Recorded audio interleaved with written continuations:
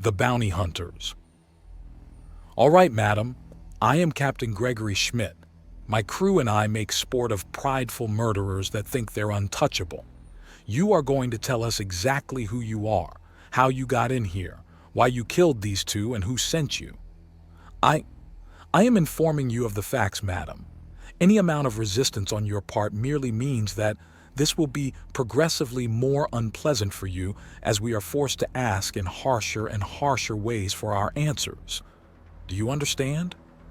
And if I'm the queen of the station who walked in the front door, shot them because I didn't like their stupid faces, and did it all at the behest of a random whim, she asks, then we throw you out the airlock and take bets on how long until you stop thrashing. Go ahead. You don't have the tits, she snarls. I don't need the tits, Pukey trails off as Tang puts a hand on his shoulder. I got this, he says, and Pukey raises an eyebrow. You sure? Yes. You stay on the back burner. I'll go in sweet rather than sour. Tang says. Really? They just smoked 2 girls in their own team. They're cold. Going in warm might just get your tongue stuck to the pole. Airfarce notes as he helps Scaly up, and Pukey lifts up Cindy to make sure she's not hurt at all by anything that's happened. Really? Seduction? Not that I don't appreciate a little man ass waved in front of me, but it should have been tried before the threat of gruesome death. The still invisible assassin states, and Tang nods before reaching down past the foam and finding the latch for the mask portion of her camouflage suit. He then peels it back to reveal the face of a Panceros. Madam, there's yet to be an alien that hasn't underestimated humans. You're just one more, Tang says, and she takes in a huff of air, and he blows a lungful of air right at her as she does. What the? Why, oh no. Oh yes, Tang says, leaning over while swishing around in his mouth to gather up a lot of spit and then kisses her full on the mouth. She outright moans into it, and it grows deep and full as her suit's cloaking disengages, and her tail whips out to wrap around his waist. He pulls away, and she outright starts to whimper as he smiles down at her. Only the first taste is free. You want some sugar? Give us some answers. That, she begins in a gasping, breathless tone. That's unfair. What's your name? Tang asks, and she stares at him, licks her lips and squirms. He runs his hand down her tail and she shivers. No, I won't. I can't betray them. I won't, she protests. I understand. Onyx, the other one. Can you stop her from fully waking up? Tang asks. What? Can you stop the other one from fully waking up? He asks softly. Yes, I can keep her from fully waking up, but what will that do? Hypnotic interrogation, Pukey asks, and Tang snaps his fingers and points at him. Think your new trick will make her trust you? It should help. What are you doing? You sister in arms doesn't have her defenses up, so I can just dose her like I just did you, and then, while she's still mostly asleep, I can get all her secrets out. Unless you want to spare her such a fate. Tang says. What did you do to me? Why did I... The assassin stammers out, trying to figure out what was just done. I'd like to know too, Lady Gear says, and Tang smirks. I'm human. Therefore, I'm in season. I've got a lot of pheromones in my body, and one of the higher concentrations is in my mouth. A bit of axiom, and they're even more stupid powerful.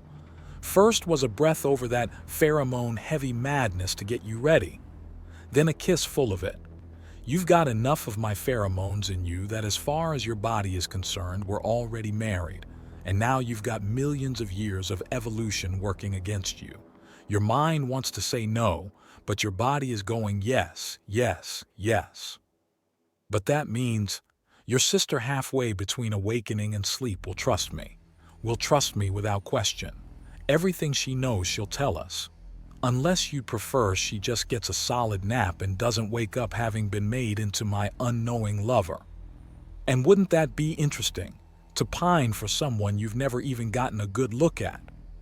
To burn with need for... Enough! The assassin snarls before letting her head flop down in defeat. Enough. I'll talk. A wise decision, Pukey says, stepping forward. Now that you understand just how nasty we are when we're playing nice, let's get to those questions. Oh, like you could do worse. I could still have a full brain scan of you ripped out of your skull and then decompile it into base memory to get literally everything you know. Do not push me, girl. Pukey snarls. That's appalling, Lady Gear gasps. As is murdering helpless opponents or purposely detonating the pregnant stomach of a woman. What the fuck is going on? Pukey answers Lady Gear before snarling at the assassin. I don't know. All I know is that Iras and Baggies went completely insane. Their mission was to scare that crazy gravid bitch, not kill her and certainly not to kill her children. Our employer detonated their safe house in response and we were sent to make sure the bitches were dead and get the gear. You guys showed up way too fast and we had to follow you. Fuck this rabbit hole, it keeps going deeper, Airfarce moans. Your employer is, Pukey presses, a man with access to the main bridge. Told us to call him. Mr. Sandvich? She says, slowly pronouncing it in English, and then looking confused as every man in the group groans. You know him? Yeah. Fucking Hoagie. Why is he tied into this? Pukey demands as Airfarce starts massaging his temple at the sheer frustration. Because he's an idiot warrior that made things worse? The assassin offers, suddenly quite chatty. That's going to need some explanation, Pukey says. Don't you know how this station works? 9 sectors with the main bridge and the 8 hubs. Each one offers something different with the bridge controlling the power, airlocks, and all the things the rest need to survive. Each has a different environment and political landscape to navigate with what are effectively minor lords in each one that need to be appeased if you're going to make big moves in the area. Pukey says quickly and she blinks. Yes, but it's also unstable. Okay. Pukey says, not knowing where she's going with that, meaning that it's routine for someone to push out on another part of the station. What Mother Mailer was doing was completely normal.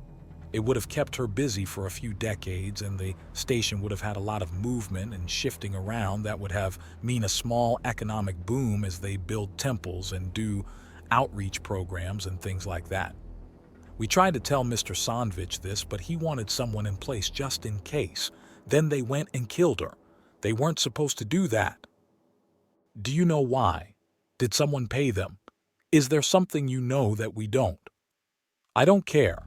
Neither me nor my sister there know why Baggies and Iras went over the edge, but the second they did, they were dead women. You stupid bitch, there's no way to get information out of a cooked corpse. Pukey hisses. Oh yes there is. Oh, this ought to be good, Pukey responds. There's a black box in the rifles. It has the mission. It has everything. It's there so if one of us gets killed or kidnapped, we can rescue or avenge them, she says, sounding defeated. You girls really care for each other, don't you? Pukey asks and she nods. We work in pairs. Sisters by choice instead of blood. They betrayed the sisterhood. They needed to die for that, the assassin says. Family of choice, that's familiar, Bike remarks. It is. Miss, if your targets are the crazy pieces of shit making things worse, then we're not enemies. Quite the opposite, in fact, Pukey says, and he unlatches the assassin. This was supposed to be one person being overly paranoid and the easiest of the easy jobs. Just sit down, watch a stupid show, and leave to get paid. Then they opened fire. Okay then, can I trust that you want to figure out what the hell is going on as badly as we do? Pukey asks. Yes. Now give me one of their guns. It's already been broken by the explosion, but the memory core is heavily reinforced, she says. Men? Pukey says, holding out his hand, and Tang slaps one of the 2 broken rifles into his hand. He holds it out to her and she disassembles a lower part of the stock and pulls out a pure black bar with a tiny, shining nub on it. Scan through that metal tail, she says, tossing the data bar to Litha. She snatches it out of the air and scans it intently with a beam from her eyes. A proxy account from Uptown provided a huge payment. Sector 5 is involved in this. Or being used as a diversion, goddammit. Excuse me, Pukey says, stepping to the side and pulling out his communicator. Everyone gear up and get ready for a fucking field trip. We've got horse shit going on in the whole of the goddamn station. I need a man in Sector 5 and grabbing information. Our trail leads there next. They'll just find another proxy. Litha chides him. Everyone makes mistakes. We follow the trail until they do. We're going old school. We follow them until they make a fatal mistake, Pukey says. What kind of race hunts like that? The assassin demands. Humans do. It's a time-honored classic, Bike says as he narrows his eyes, then he holds out his hand to Litha. May I? The data bar is passed to him and he holds it against his communicator. The information starts to flash by quickly. It then pauses on a screen full of data, in German. All right, gentlemen, you need to get one of your communicators to the Nebula View Hotel, then open a line to me. I'll dig in as deep as I can and hopefully get the information out. Right, we're setting up a team. Mr. T, Mustard, J3, and Itchy are heading out. Jade reports sounding like she's trying to force seriousness. Despite the situation, Onyx can't help but smile with pride as Airfarce nods appreciatively. That's a lot of power. Are the Hat and Dong holding down the ship? Bike asks without missing a beat. That's the plan. They're moving out in 5, Jade says. By the way, I'm holding down the ship too. I can fight. I'm a Canador. We're made to fight. Not without training. You're not little Missy. You're on defense until I know you won't make a mortal mistake on offense. Onyx snaps. Yes, Mama. You're doing fine, kiddo. We just want to be safe when the world's going crazy. In hostile territory, no one goes alone unless they absolutely have to. Airfarce offers, and the assassin gives him an odd look. Bike hangs up the call and tucks away his communicator. Captain, if she's going to be working with us, then we need something to call her. A code name, if nothing else. I'm Nui, that's Swar, the assassin says as she reconsiders the room. And there's a price for our further cooperation. And that would be, Pukey asks.